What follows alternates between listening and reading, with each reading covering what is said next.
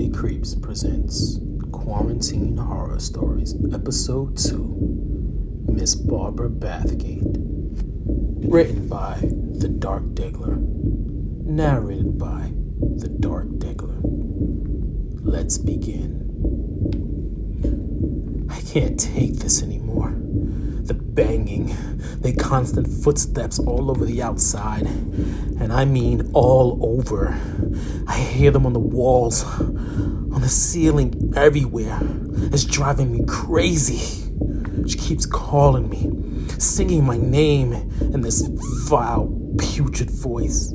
Steve, Steve, open the door, Steve, and this will all go away. Steve, just open the door. Break me in some more. I like it when it's rough. Oh, Steve, let me in. Let's play rough. Shut up, bitch! I slammed my hands over my ears. No, leave me alone. Go away. Steve, just open the door and play with me. I haven't slept in 3 days. I'm going to open the door. And in this, I know why she's here. But before I open the door, I'm going to document why I had to do what I had to do. So if or when they find me, they know the truth. This all started before the virus decided to shut the world down. I was a wealthy man. My parents passed away in a plane crash and left me a fortune. So I did what any young 27-year-old single man did with millions of dollars. I traveled the world and partied. Never stayed in one place. Well, not for too long anyway. Place after place. After exotic place. Woman after woman. That's how I played. And I played to win. I just didn't see any old dime store floozy either. What was the fun in that? No. I went for the strong, powerful, independent women. I took great pleasure in breaking them down, getting what I wanted, then be gone in 2 weeks. You see, women like that needed to be checked and taken off their high horse. That Miss Independent bullshit was getting out of control, and I was going to put an end to that. One woman at a time. You see, subconsciously, women like that want a man to take charge. They like it rough. Maybe in the beginning, they pretend and put up a small fight, but eventually, their true desires kick in. There's no better feeling than to break an independent woman. Make her go against her codes and ethics. Give it to her hard and rough, then leave her like a thief in the night. I was good at it. No, scratch that. I was fucking great at it. The virus forced me to go back to the US. I was in Beverly Hills when I met Barbra Bathgate. She was a sexy woman. She was 30 years old. Single, no kids. She was a hot little number, and she was a hotshot lawyer to go with it. Barbra had everything together: brains, beauty, and a body that just wouldn't quit. I first saw Barbra at a rooftop bar with some of her friends. You never want to approach a woman like that when she's with her friends. You're setting yourself up for certain failure. Barbra was beautiful, way beyond any woman I've ever seen. So I followed her for about 2 weeks. I wanted to get her routine down. I waited for the right opportunity to approach her. That moment came at the gym. I used the machine next to her. I pretended as if I had no clue how to use it. A woman like Barbra couldn't pass up the opportunity to show a man how it's done. She politely came over and showed me the proper way to use the machine. I striked up a conversation. It wasn't long before we exchanged numbers, and I was on my way to break down another independent woman. Barbra Bathgate was different. This woman was a challenge. We didn't go on our first date until about a month of talking over the phone. Our first date ended in a hug, not my normal roll around in the sack like I'm used to. She had this wall that I couldn't penetrate, but mama didn't raise no quitter, so I forged ahead. Breaking her became my obsession. The virus began to hit the U.S. One of Barbara's closest friends who lived in New Rochelle contracted the virus and died from it. That was my way in. Let the breaking begin. Barbra Bathgate was going to get broke, and I was the one to break her. She called me up and asked me to come over. She didn't want to be alone. I got to her condo and gave her a nice, warm, huge hug. I could tell she had been crying. She told me about her friend, and we drank some wine. And I just sat and listened to her. You have to let a woman like that lead the conversation. I leaned over and gave her a soft peck on the lips to test the water. The water was perfect, so I dived in deep. The moment I had been waiting for. I went extra rough and extra hard. I wanted to really break her for making me wait for so long. She loved every minute of it, begging and pleading for more. I did things to her I'd never done before. Barbra Bathgate was special, so I had to be special as well. When it was over, I left her on the bed and I crept out the door. The next day, I turned on the news and the virus had gotten worse. They talked of shutting down places and social distancing. I didn't want to get stuck in LA, so I got out of Dodge and went to New York. I had many places I can live all over the world. I had a nice little house located on the outskirts of the city. I knew the quarantine was coming, so that would be a perfect place to be alone from people until this virus crap went away. I got enough food and alcohol for a small army and got ready for a long quarantine. For the first month, things were quiet. A lot of Netflix and reading. By the second month, the strange knocking began. I would hear faint knocking on the front door. Every time I went to open it, there was nothing. I thought maybe it was some kids playing pranks because they were going stir crazy over the quarantine. But the knocking began to happen every day, all times during the day. Sometimes the knocks were soft. Other times the knocks sounded like SWAT was trying to kick in my door.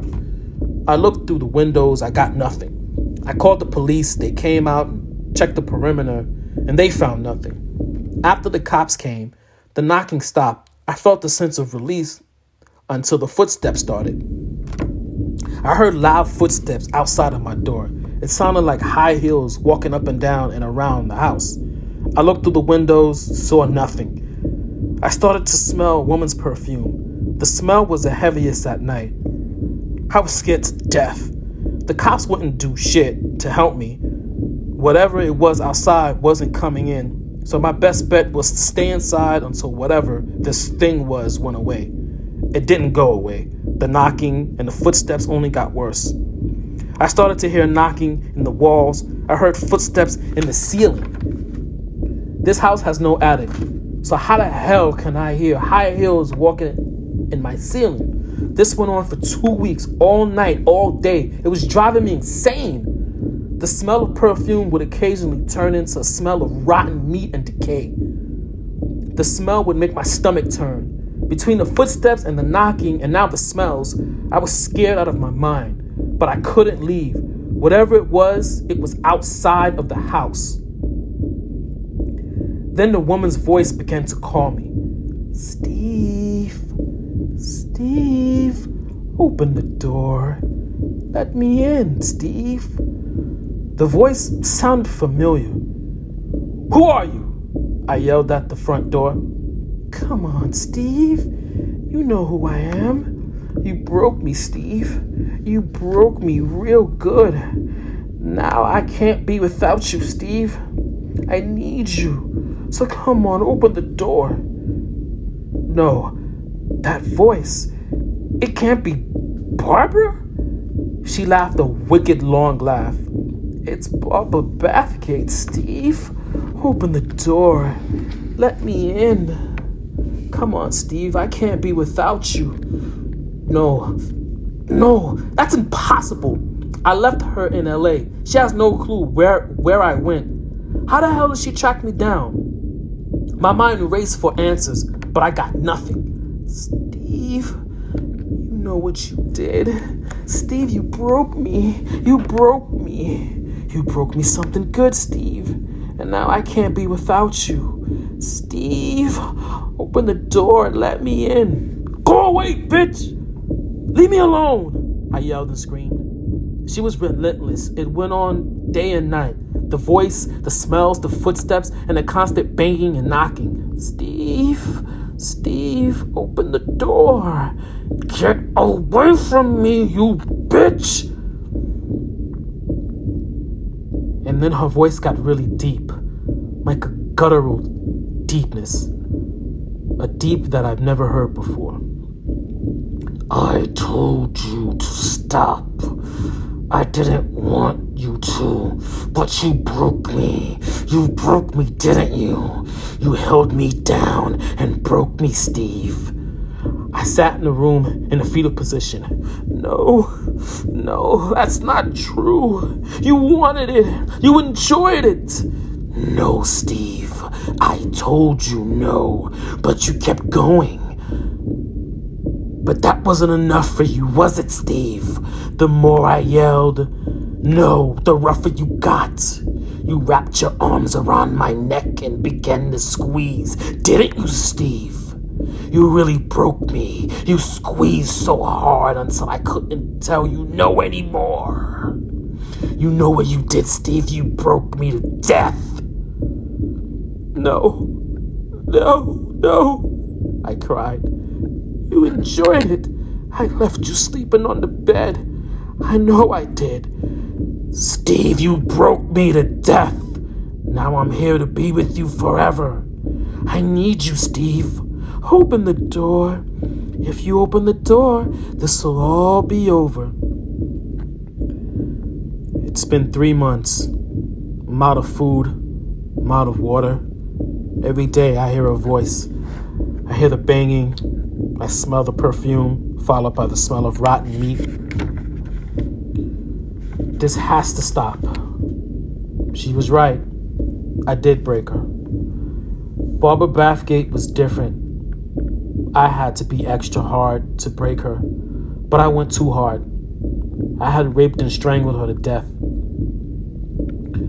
The truth is, I was running from what I had done. And now Barbra Bathgate is here for my soul. She won't let me rest until she has it. I'm weak and tired. To make matters worse, she's starting to name all the other women I broke throughout my travels. Barbra Bathgate was the only one I went the extra mile with. Like I said, she was special. I guess that's why she's here now for my soul. I'm done. Barbra has won. I'm ready to open the door. My breaking days are over. My soul belongs to Barbra Bathgate now. Hey guys, hope you guys like that story. Barbra Bathgate's come back for revenge. So, like I said, this is episode 2 of our quarantine series. Episode 3 will be next week. So I'm going to be posting every week quarantine horror stories. If you guys like it, hit that like button, hit that notification, subscribe to the channel. I appreciate everyone for listening. Drop a comment, tell me what you like, what you don't like. Hit me up on the email, follow us on Facebook, and I will hear and see you guys next week. Stay safe, practice social distancing, and I will see you guys next week. Take care, guys. Stay creepy.